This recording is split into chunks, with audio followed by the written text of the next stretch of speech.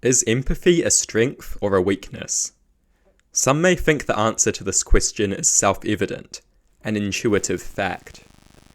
To the rational actor, nothing is self-evident. Appeals to intuition are irrational. Empathy certainly has rational value. But before I get into that, I want to take a moment to consider the case against empathy.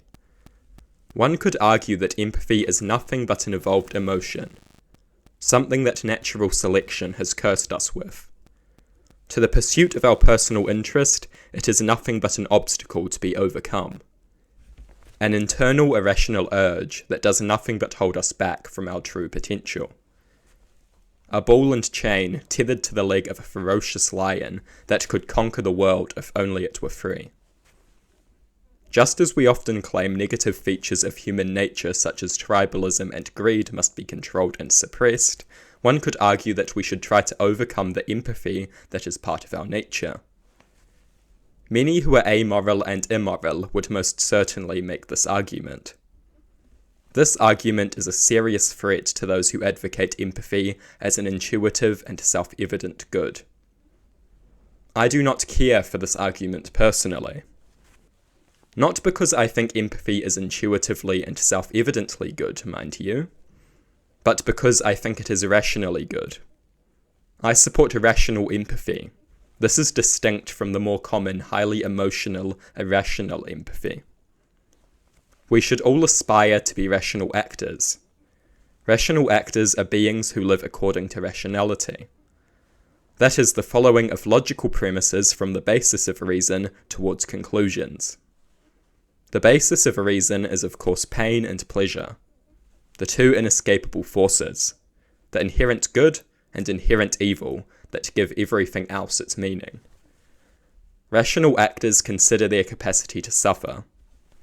Following from such consideration, a rational actor wants to live in a kind and compassionate society, not a cruel and brutal society. Rational actors do not want to live in a cruel and brutal, selfish society. Rational actors want to live in a kind and compassionate society that cares for their sentience and well-being. A rational actor must act in a way that reflects these rational goals.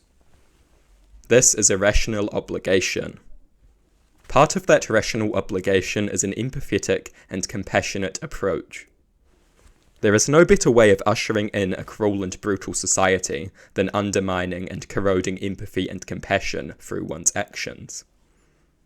There is no better way of creating and upholding a kind and caring society than through empathetic and compassionate behaviour. Rational actors are obligated by rationality to exercise a good deal of empathy and compassion.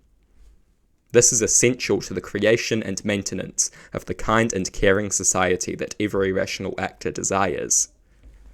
This is essential to the destruction and fending off of the cruel and brutal selfish society that every rational actor opposes.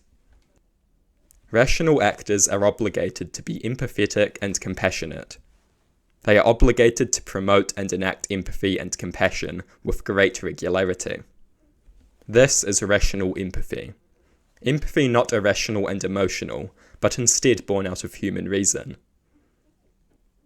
A good measure of empathy and compassion is a great strength, and a necessity for achieving that which every rational actor desires.